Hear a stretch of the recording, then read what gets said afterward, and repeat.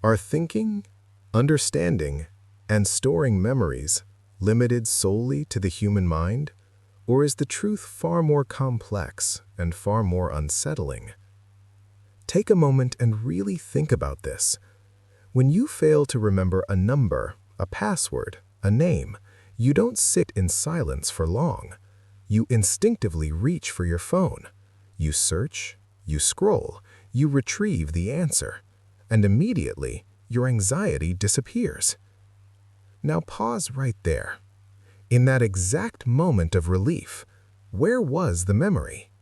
Was it truly stored inside your brain, or was it waiting outside of you, inside a device, inside a notebook? If memory lives only in your neurons, then why does your mind relax only after consulting something external? This everyday habit opens the door to a radical idea, an idea introduced by philosophers Andy Clark and David Chalmers called the extended mind thesis. They were not trying to diminish the brain. They were questioning its borders.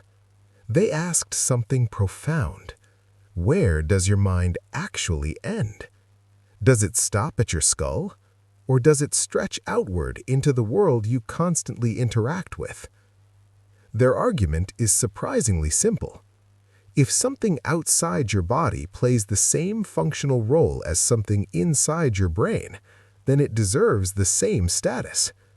If an object helps you think, helps you reason, helps you remember, then cognitively speaking, it is part of your thinking process, not symbolically, but practically.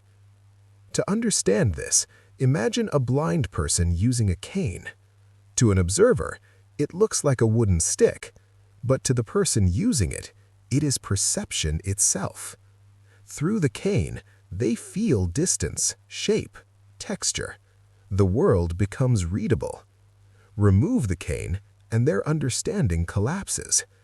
So ask yourself honestly, where does perception exist here?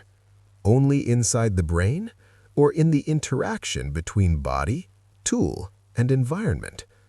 From this perspective, the cane is not separate from the mind. It is an extension of it. Now, bring this insight back to your own life.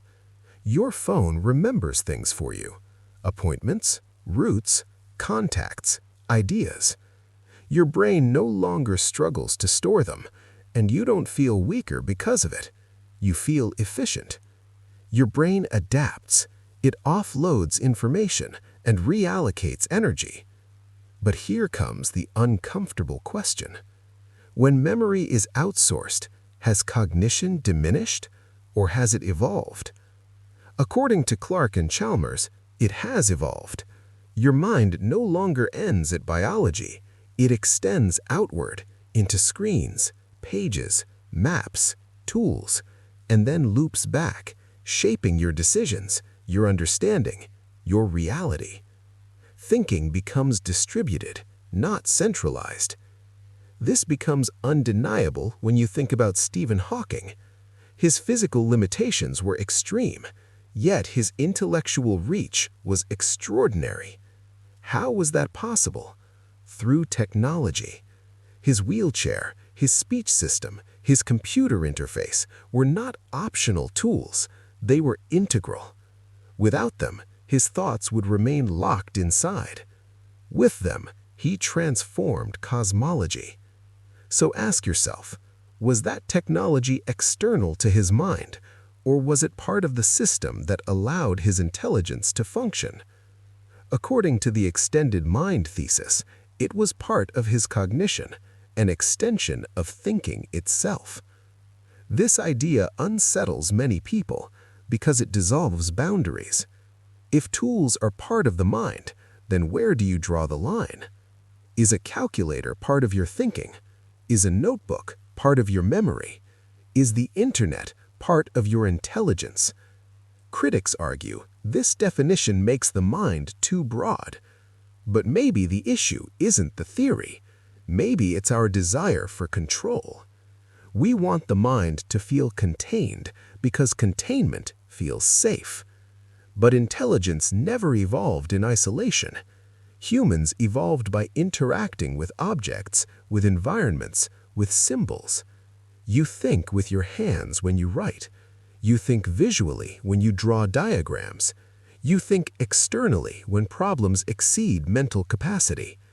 Yet, the understanding still feels personal, still feels like your thought. So perhaps the mind is not an object, but a process, a continuous loop between brain, body, and world. This changes how you view learning. Using tools is not weakness, it is expansion. This changes how you view memory. Forgetting is not failure, it is adaptation. This changes how you view identity. You are not just a brain, you are a system, extending, interacting, evolving. Your intellect is not locked inside a dark biological chamber. It reaches outward, absorbs information, processes it through the world, and returns to shape the reality you experience. Once you truly understand this, you stop asking, "Where does the mind end?" and begin asking, "How far can it extend? And what am I becoming through the tools I use?"